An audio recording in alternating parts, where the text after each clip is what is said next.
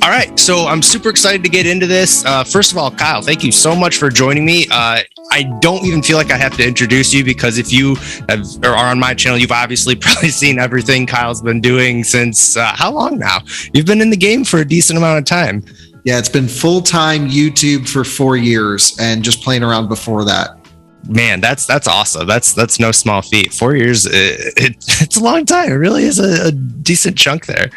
So yeah, we have Kyle. Your main channel, Out of Spec Motoring or Reviews? What would you call your main channel? We try not to have a main. So yeah, the whole idea is to fully diversify on channels, and so that's great.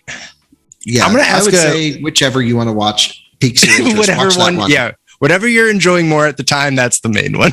Right. I was curious about that. This is right into like the YouTube weeds that I don't even know if people care about this, but I'm curious. I want to ask you, when you were thinking of like splitting up channels versus keeping it on one channel, like right now I have like this e-bike stuff. Now I'm doing a podcast all on one channel, and the whole time I'm like, I should have just split this up. So like, do you like the fact that they're on different channels? Is it hard to manage, or do you like, what are the pros and cons of that? I think that's kind of interesting.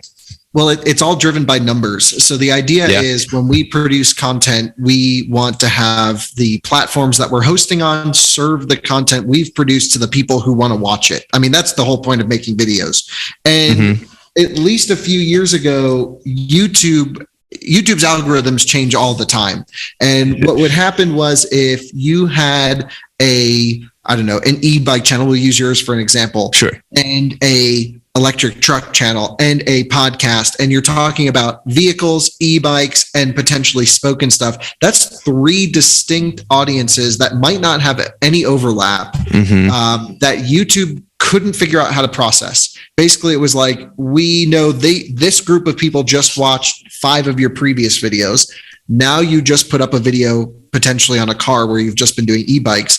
No one watching those previous videos clicked on this one, and then YouTube would say, this must be a bad video. But in fact, it must have been a great video. It just didn't know the audience to pitch it to. That's interesting. And exactly what has happened, unfortunately. Yeah. But I'd be curious actually to talk maybe offline a little bit of your numbers on these things, because in my estimation, YouTube has changed, where if we were to start the network today or start the channels today, I'm not entirely sure we would take the same approach. Interesting. And this thing will ebb and flow. There's a lot of benefits to having multiple channels. When we get into selling sponsorships, we can, upsell for multiple channels and try and get some cross traffic. One person could potentially subscribe to 3 channels, making themselves appear as 3 people for numbers when we're selling things. I mean, there's benefits, but there's also downsides, which is confusion on people trying to find the content, because we do have some overlap in our channels. For example, we have an off-roading channel called Out of Spec Overlanding, but like a lot of the content on there could really go on reviews because it's general automotive related. So there's ups and downsides, but the decision was largely driven by the YouTube algorithm at the time. Gotcha. I haven't played around with it much, but I bet it's not as crazy as it once was. Yeah, it's an interesting game, isn't it? It's like it's fun to dive into that stuff a little bit too. I think you seem like a guy who enjoys kind of like A/B testing some stuff too, and just saying like, oh, that was cool. That random thing all of a sudden is working. Like I'll have like the video that I just hated making, and I just had to put it out because I wanted to do it, and then that's my best video. I'm like, what? Well, that always happens. Is your most exciting video, the one you put the most effort into, will always die. And that actually happened to us today, where we are utilizing a new decommissioned airstrip here just down the street from our new office, and we drag raced 3 random cars. Like, I started that video. I didn't finish it yet, but it looked really cool. Yeah, and I really enjoyed it. We all had a blast, but then in terms of relevance to market, it's pretty low because like the cars don't compete with each other. It was like a Sprinter versus a smart car. That's what made it interesting to me. Yeah. and that you're probably the subset of people that like that stuff, but generally that video has tanked. It is the worst performing video we've put up in over 6 months at this point. No. And so, that's just part of trial and error. And it's also part of YouTube needing to find that new audience for us. Yeah. Yeah.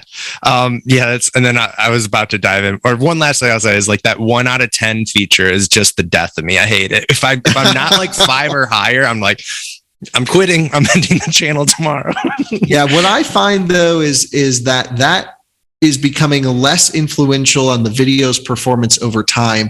What we're finding is a lot of the stuff that doesn't perform well off the bat. Again, this was the reason why we have multiple channels. YouTube is now days, weeks, months later, slowly finding the audience that fits that video and then growing it. And maybe it's because the channels have grown to sizable numbers now, but they're really getting this second wave effect. And if that's the case, there's not much need to have multiple channels anymore if you can just separate it with playlists. So it's always changing. All right. Last thing I'll say on YouTube, because I don't know who cares about. I could talk about this stuff all day. Yeah, but me too. Like the e-bike videos, I always am discouraged. But like you said, like those ones will easily match or double the views on my regular videos just because over time, and because that's something that people are searching for as they buy it. So it never runs out of fashion, really, as long as that bike is still like being sold recently or is being marketed a lot, like it'll still get views and kind of build on its own. So that is like the saving grace that I tell myself to not get discouraged. So I'm sure you find there's two types of content distinctly that we do on our side that determines whether the video is a instantly relevant piece. For example, a range test on a brand new electric car that everyone is waiting for that we know is just going to shoot up and do well. So that's when we expect the big hit off the line. And then there's evergreen content that's going to be much more search focused and much more, relevant for years to come. And we'll just let that video work for us over time. Perfect. That makes so much sense. You got it down to a science over there, don't you? Well, not really. It's always playing around because it's not like YouTube tells us what the algorithm is. That's true. It'll change the next day. Yeah. After speaking with a lot of people in the industry, I'm lucky. I know almost every other automotive channel out there I know, and we have a relationship with, and we talk about this stuff all the time. A lot of them see very different things than us. So it's kind of hard to gauge, but I have my own theories. Other people have theirs. And, it's just the world we live in. And no one's wrong. You just don't know. It's always a guessing game. Yeah, it's so interesting. Well, I'll pivot away from this just for the sake of the viewers, but so I can't not talk about the Lightning. It's just the main thing that people like to talk about. So I want to bring that up just at least a little bit. And I think you might have, first of all, I've seen a couple great videos you did. I saw like the test drive and you went through the screens, which is awesome. But what I'm more curious is, I think you have a lot of time in the mach-e, if I'm not mistaken, or at least a decent amount, and you've dug into the battery and stuff. And I wanted to ask you, I wonder if you have any insight or predictions on the Lightning that you think people might be surprised either in a good or bad way, kind of either based on things you saw in the mach-e or things that people like might have built in their head that like in reality are gonna or even the opposite way, that actually be better than you think. Do you have anything like that? Yeah, well, if you have anything specific, you're more than welcome to ask. I can share what I think, but to be fair, one of my colleagues, Jordan, who works for Out of Spec, we sent him up to Michigan, and he did extensive riding in F-150 Lightning almost a year ago now. And he went to Michigan's not Upper Peninsula. He was in their proving grounds, MPG. I forget exactly, Michigan Proving Ground, Ford's track. And they did tow testing, top speed runs, off-roading. And so he knows he's had a lot more seat time in the truck than I have. I've only had a few minutes at most of right seat time. No one's driven it in the media yet. And so I think the tuning, the low speed, the inputs, it's all very Ford. They're going to keep with the same strategy. No surprise. So if you get out of a mach-e and you get into an F-150 Lightning, your throttle pedal, your brake pedal, all of the same criteria, the one pedal drive feeling to me felt the same. That's all going to be pretty much ported over. And I don't think that's necessarily a good thing, because I think that's the weakest point of mach-e is throttle, brake pedal tuning, response, and then also just your one pedal calibration's not amazing. But I think what the team really needs to do, and I fear that maybe they haven't, I don't know. First of all, it doesn't charge very fast. I think 150 kilowatt charging max. It peaks at that. Oh man. I think I'm pretty sure that's the case. And that kind of worries me a little bit, because Silverado EV, Hummer EV will do 350 kilowatts. That's what they're saying. Now, granted, the F-150 Lightning's probably a 400 volt system. I think they've said that. And then the max charging you can get is 200 kilowatts, because it's 500 amp is the maximum on CCS. So 500 amp times 400 volts, a theoretical 200 kilowatt maximum. So it can never charge more than that. That's why the Silverado EV and the Hummer EV do the 400 to 800 volt parallel series switch. Got you, man. This is why I'm happy to have you on. I'm never confident enough to talk about these numbers and stuff. You're killing it. Keep going. Oh yeah, no worries. I'm happy to geek out, but the thing is, we just don't know about F-150. What Ford really needs to do, and I know they know what they need to do, is overbuild the vehicle. So for example, they have a max trailer tow package that doubles the cooling capacity of the motors and the battery pack. It basically adds a separate cooling loop on top of the one that was already there. And that is going to probably be more needed than most people think. Yeah. Because Mach-E really struggles in the thermal department. And so Ford recognized this, and they're going to need to make it strong. So we can dumb that down a little bit. What would be like the real life situation of that affecting you, like driving? Like, is it you just in like a random example? Yeah, well, it's not going to affect the truck without a load on it. I'm sure the truck's going to be fine if you're not towing, but if you have a really unaerodynamic trailer profile, the weight not even so much. More the profile of the trailer. So the truck's going to be under constant It's working load. hard. Yeah. And then if you're like driving through Wyoming, you'll have a huge headwind. And then if you're going through Wyoming, also you have a big elevation gain. And then like, that's the worst situation to have the truck limit power on you, right? Because you're on highway speeds. People are doing 85, speed limit's 80, you got a huge load, and you got to then not only burn all that juice, which creates heat, because anytime you pull current or move current, there's obviously heat loss associated. And not only do you have to move the truck, then you have to charge it, and you have to charge it really deep into the battery pack, which also creates a ton of heat. And then you got to go put it under huge load again, and then you got to charge it again. And so this just creates a ton of waste heat into the system. And so the max trailer tow package is going to keep that low. Now, the big question is, which we don't know, is how much heat certain things are going to cause on the truck. If it has issues on its own, which I don't expect it to, then towing's a non-starter. But I think they're going to overbuild it, in my opinion. Yeah, I do have my doubts of towing. I loved seeing all like the Rivian tow stuff, and just a big reality check for me. I was like, well, damn, it does take a lot of work to tow, doesn't it? Like, you kind of just almost oversight that. Like, I keep thinking like, man, I would have 100 times out of 100 say, like, if you own like a lawn care company or something like that, the Lightning's perfect because you're driving to like 2 or 3 places a day or something. But then it's like, well, if you're towing on top of that, I don't know, you better hope that your client lets you charge while you're there or something, because I could see I'm that. I'm not so sure. It just depends on how far. Like if you're in Scottsdale, for example, and you have a ton of properties in an area of, I only mentioned Scottsdale because I feel like that's where people care about their lawns more than anywhere else. I didn't second guess it for a bit. That was perfect. I was like, yeah, Scottsdale for sure. That's great. But like, that's a large metropolitan area. A Lightning with a small trailer would be perfect for lawn care there, because you have relatively, well, I guess you have mountains outside of the city, but it's that and it's warm weather. That's fine. It's more like where I live in Colorado, when I have to, like, for example, tow a car to Utah because I want to go to a track or something. And it's like, holy smokes, that might not be possible in an electric truck to actually physically tow a vehicle from here to Salt Lake City. Just depends on the chargers. And half the chargers on the way out there aren't designed for trailers. So like, I'm going to have to unhook in a Sam's Club parking lot, move the truck to the charger. That's a great point too. Yeah. Or stick out just like twice as long. But there's chargers like on that route, like in Frisco, which is in a Walmart parking lot, but it's got the tiniest parking lot. Like I would have to unload the trailer at a separate location because there would be no room for it. Then go drive the truck, leave my trailer unattended, charge it probably for 45 minutes to an hour, because you need not only, you're burning more juice, you need to charge deeper, the batteries charge slower up top. And I don't want to seem like I'm an EV truck pessimist. It's just coming off this way. I mean, it's a reality that sometimes we oversight. Like, I love that we're into this a little bit. So yeah. And again, I don't know. So I have a Rivian I'm testing in about a week. And so we're going to do a ton of towing testing with that. So we'll see. Okay. Maybe I'll be super positive on it. The problem is like, if F-150 can't do the work really well, then it's really going to hurt the image of the truck, even though most people won't work it that hard. Yeah.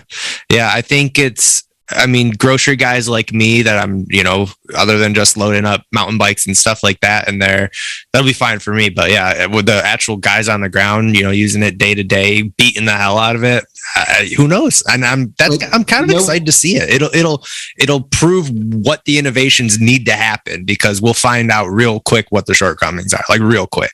Yeah, but it's going to work great for fleets because they'll know exactly where the truck is going with exactly as much load. They'll know exactly. So like, I think there's going to be never a demand problem for electric trucks. They're going to sell every single one they can make, and it's going to be perfect for select applications. Really, where I'm starting to see some of the holes are like, is this truck going to work in the way that I'm at least seeing a lot of people tell me? Like, I have people reaching out. They're like, Kyle, I'm going to tow across the country. I'm like, first of all, do you even own a truck now that you tow across the country? They're like, no. Like, well, why would you need to with this? But then it's like, when you really think about these problems, it's not going to be the perfect solution. It's just, there's so much less energy density in the battery pack than a fuel tank, for example. Man. Yeah. I'm excited to see what happens. And before we get too far into it, I got to ask you, I'm curious, because you did mention Rivian and the whole fiasco that happened or whatever. I mean, the more I think about it, I think it just played out just fine, and I'm back to where I was on them or whatever. But like, any thoughts on that? You've probably been around longer and seen more, startups either flop and flail or either go through something similar to this. Do you have any insight on this that you want to share, or just thoughts in general about it? Total disaster from a communication perspective, but right. Because it's, regardless of the price, this is not how a company should communicate with their most loyal fans that are going to be the most affected. Because I don't have a reservation for a truck personally. I'm buying my friend's when he's done with it, I think, but we'll see how good it is. But so I'm not affected, but even I was like, wow, that's really freaking annoying. I knew before the announcement. I knew like a day before. Oh, did you? This was because we were writing stories on it, and obviously I couldn't tell anyone. That's the purpose of an embargo. But I was like, wow, this is not going to go over well, and I'm really curious to see how they do this. And then people, the storm's coming. Obviously after markets closed, whatever, people logged in their reservations, and they're like, oh my god, it just went up $14,000. Yeah. I don't mind the price increase. I get it. They set the pricing 4 years ago. Who knew coronavirus would happen? Who knew Russia would go crazy? Who knew all of these things would just make the world sort of blow up in a sense and make prices go crazy? And so the price increases are totally justified. I have no issue with that. It was just like, hey, our most loyal fans, 4 years ago, we told you it would be this much. How about we split the difference, or we gotta do something? That was my thoughts too. I said that in a video, even just why give them make them upcharge a little. I think they'd understand, but then make new people coming in, a decent upcharge for them. That'll even help with the big backlog, is my thoughts too, is that's probably daunting on them, and it would cut down on reservations coming in every day. But still, if they come in, they'd be worth it because they're at a price that they can justify. Also the more reservations they have, the more money they can go get. That's true. That's true. Because they're we already have this many trucks sold. So I don't mind. Even that would have been a bad story, by the way. No one would have been okay with that. We would have all been, this is really annoying. Rivian's more expensive, whatever. But when you look at the value of the truck, it's worth every bit of $100,000. I love it. I think it's great. After the price increase, it wasn't about the money. It was just about the way they communicated the situation. And there may not have been a good way of doing this, but they certainly didn't do it in any of the good ways. They did it in the worst way, which was just surprise, it's more expensive. I agree. But I think overall, I'm glad they backtracked. I mean, they didn't even have to backtrack, really. They could have even said, okay, well, it's just a half of that or something. I think they had to do something, but they didn't have to go all the way back to the original price, which is pretty cool of them. But at the same time, I'll never forget that this happened. So they could have said, "Hey, by the way, for the next 60 days, we're going to try and get as many trucks into production at this original price. We understand everyone's been waiting, but we just need to raise prices." If they just leveled with everyone a little bit, they're a new I think that would have worked. People feel connected to them. You would have had people pissed off without question, but I think a lot of people would have understood the rationale and maybe, at least felt for the company a little bit and got what they want. But either at the end of the day, they would be making themselves look like Tesla, which would be we're going to make a $35,000 Model 3. They did for 2 days and then they didn't. Right. And so Yeah, neither. It's all uncharted waters, you know. It's all brand new. It's just, yeah, I don't know. It's a hard game to play. Upset a lot of people, and I think that at least left a lot of people broken with their relationship with Rivian. Like I said, it doesn't affect me. I'm just interested in the truck. Like, they're going to sell everyone they can make, no matter who they piss off or not, and it's going to be awesome. And I can't wait to get it here for testing. So yeah, I was going to say, you said you might buy it from your friend. Are you looking at maybe having that as a long-term ownership vehicle if it checks the boxes? It fits my needs pretty well. My biggest concern is charging speeds. I just have not seen one charge more than 160 kilowatts. And I sort of would need that thing to, again, it's a 400 volt system. It should do 200. And that's sort of like minimum for a truck. Like a Taycan, I can plug in 270 kilowatts and I'm at 50%, and then I can go 150 miles almost on that charge, just because it's so efficient at high speed. And so I do a lot of big distances, and the Rivian might be a good vehicle to add. I'm not sure what we're going to do with cars yet, but so basically, my friend Tom, who's on the Inside Evs podcast. Him when he's done with his Rivian, we would consider buying it from him. And by consider, I mean, like, we probably would. It's the right spec. Everything's good. And he's pretty early on the list. It would take years to get one if we wanted one now. Oh God, I bet. And he's getting a Lightning too, isn't he? Yep. Yeah, nice. So he's going to pick to keep one of them. If he picks the Rivian to keep, then he can sell off the Lightning. The Lightning is not, we don't need that type of truck. We want more of a smaller adventure truck to go off-roading with. I think I'm excited that he'll have both, just to see what the content he makes. If he has them both at this, if they overlap, I know that's a big if, but that could be cool, like head-on stuff that I'd be interested in seeing. That's the plan, at least. But you'll see people doing it anyway, whether he owns them or others. The head-to-heads will happen. Mm-hmm. Yeah, we're in a bit, like, that's what I'm so excited about. There's so many things like just popping out of the ground. Actually, that leads me into another question I've written down here, is like, all these things are like, starting to leak, or just like, a little bit, or you see a little bit. I'm sure you know even more, or a lot more than I do, but is there anything that's been really like scratching an itch in your head? Like, man, this is what I'm excited to see. Like, for instance, I've been really looking at the EV9 concept. I think that's pretty cool. Kia's definitely back on my radar. I think they're doing a cool job, or the whole stack, Honda and all of them too. So anything like that you are excited about?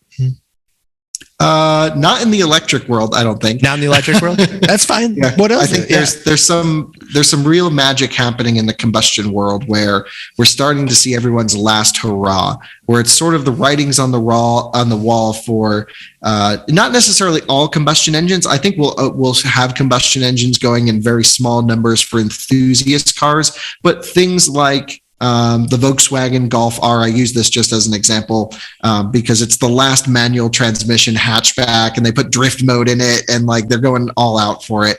And so not too much in the electric world. Everything's just progressively getting better. But I haven't seen anything that's like just broken through the walls. That's just the best thing on the planet. So I don't know. But combustion world, we're going to see manual transmission, high revving, naturally aspirated engines. This will be the future for the next few years, and I am all for it. It's when we get the best of the electric cars and the best of the combustion cars at once. Yeah, I think you have a really good point that I've never really looked at too. Like, I think there could be cool hybrid stuff happening there too. And I bet a lot of fun stuff is going to pop up in that realm. Back to EV6 and stuff. I just watched your kind of breakdown of the Ioniq 5 and everything. I'm wondering, you have your Model 3. Is there anything on the market now that you would consider swapping that for? Or are you still hard to compete with it? Anything that, and maybe not like realistically, but more hypothetically or in theory? Well, I have an order in for my next electric car, but it's going to take a year or longer to get it. And it's a Taycan. Then it's like, okay, that's cool. But at that point, it's like the facelift is going to be so close. So I might as well just wait for that. So that's really that's the it car for me is a Taycan Sport Turismo. And, I would get one today, but I literally can't. There are no allocations at any dealers. I'm on the list at mine, and I want to buy it from my particular dealer since they're really good to us here, and they let us use their cars. So, I'm fine waiting. This is a car I probably won't ever sell when I get the Sport Turismo. And that's going to be the keeper. But to swap the Model 3 for it, I don't know. The Model 3 just isn't worth that much. It's a Model 3 Performance. It has over 100,000 miles of abuse on it. And I think it's not we should just keep it and make videos with it. And I think that would be a better financial decision than selling it at this point. Might be. It just doesn't. Yeah. It's worth like 22 grand is what Carvana wanted to give me. I'm like, I'll just keep it for 22 grand and we'll blow it up and make a video. I don't know. Yeah, why not? Yeah, it's such a good car though. I've been doing. I don't drive it that much, but I've been driving it a lot for this 100,000 mile update, and it's stellar. The drivetrain is rock solid. It still drifts like crazy. We have a video coming out nice. of us drifting it around on spare tires, and it's just built so well. I love that car. Yeah, I have a Y, and it grows on me every day. It just literally my only limitation with it is storage, which is why Rivians and Lightnings are piquing my interest more and more. But yeah, I absolutely love it. I just took a really nice carrying around that the storage isn't enough. Bikes. I have the hitch and the bike rack, but it's like I either got to keep that on, and then I got a baby too, so that takes up the whole kid stuff is just the whole back row. And then especially when I get muddy and stuff, I love the idea of a bed to just throw it in there and not have to stink up the car and stuff too. So I'm a big mountain biker. Also, there's a severe lack of 3-row SUV electric vehicles. There's Model X and there's nothing else. I know, man. That's another reason why the EV9 is piquing my interest. And I know it'll look nothing like that probably, but that teal color too has got me. It's just instantly. It's just a concept. So it's we haven't even seen mules out there, and so that's pretty far off. And who knows what it'll even look like. But we do need an electric Telluride, which that could be right. And so that'd be pretty amazing. I saw that today. An announcement. I only read the headline, so I shouldn't dive into it. But something about the Telluride truck from Kia that they're trying to prioritize now. I don't know if you've heard about that. Electric pickup truck. Yeah. And I'll all about it. Keep them coming, guys. I mean, right now is the gold rush for them. And, well, everyone's getting into it, but no one's proven that they work yet. And I'm not saying that they don't. I've already made so many comments insinuating I don't think it'll work. I do think there are a lot of use cases, but no one's proven that the mass market is ready for this many electric trucks. We have a lot of reservations, a lot of interest, a lot of talking, but Rivians are out there in very small numbers, and that's it. You have a good point. I mean, I'm not going to argue with that at all because it's true. I'm excited for it though. I think it'll be great. There's so many trucks that our town uses here, and we're already a pretty progressive town. They use Nissan Leaf parking meter cars to give you parking tickets, which is the most Nissan Leaf job you can imagine. That's cool. And so I don't know why, but I like that a lot. No, it's pretty funny. And they gave me a parking ticket the other day.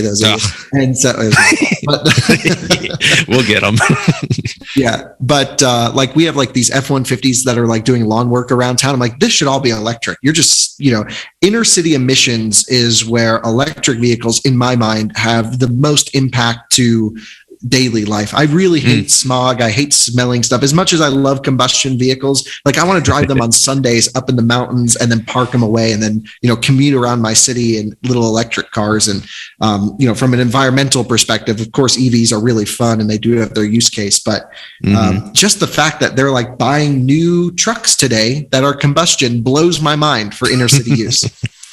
I mean, there's not any other options for one, but yeah, I totally we're ready to swap those out once they're available for sure. We are, like I said, they will sell as many electric trucks as possible. It just may not be to the users who I think they might be targeting to. Yeah, that'll be interesting. Yeah, exactly, random use cases to pop up. We're wow, we didn't even think of that one. I saw the Vineyard marketing push that Ford was doing for a little, and I was oh, but didn't even think of that. But that's kind of perfect because they're just using it around their area, and they probably have a lot of driving to do every day, and they just plug it in, and they're good for the day every day, and never have to use gas again.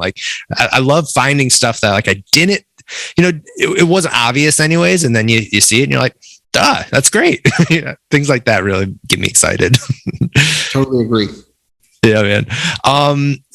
Real quick too. You got an e-bike channel, right? I want to talk about that just a little bit. I know you said you're not fully nerding out, or you like them a lot, you ride them all the time. What's your favorite one? Let's just keep it high level. Anything that you'd what am I trying to say? What's your favorite one? We'll start there. Yeah. Well, I've noticed there's so many different. Well, first of all, a lot of them use the same components, and they all seem to be total crap. And so I haven't really. It's like the most expensive piece of garbage thing you could buy. All of them, and so we're just like saying which is the best of the worst in this segment. And there's some really high quality ones out there, but which kind of makes sense. So I will say I really love Magicycle's motor. There, it's like a 1200 watt peak. Nice. I forget who makes the motor, but it's super smooth. It doesn't disconnect, so you always have throttle right there. Because when I ride my Rad around, which this is my Rad Runner Plus, nice. That's what I got a regular Runner. Yep, and so like every time I lift off the throttle and then go back on, it's got to spin up, connect, and then provide power. Okay, and good that point. Drives me insane. And so. Magicycle's got a good motor. We also have an aerial rider, something or other, 52 volt situation, and that thing rips. It'll do like 50 miles an hour unlocked, which I'm all about. That's great. It's crazy. Man, you're getting way better ones. Still, my favorite bike is this Swag Cycle Pro. I have one in the mail tomorrow. They're sending me. So Swag Cycle is great. It's actually, I've had one for 4 years, and I probably 3,000 miles. I ride it. What do you like about it? I ride it around the office. And then I was like, we're friends with the Swag Cycle PR people. So we're like, can you just send me a new one? Because I want to do a degradation test against the new one. I got to tell you, my 4-year-old one still rides better than this new thing. It's amazing. Really? Okay. Yeah. I don't think it's that brand, but it's that exact same build. So we're just a China copy of it. And they reached out to me and I was like, there's no way I'm going to like this thing. But at the same time, I'll give it a try. It looks fun. I am in love. It's the only electric bike that can fit in the back of my smart car. And it's the only micromobility product I had ever ridden until about 3 months ago at CES or 4 months ago.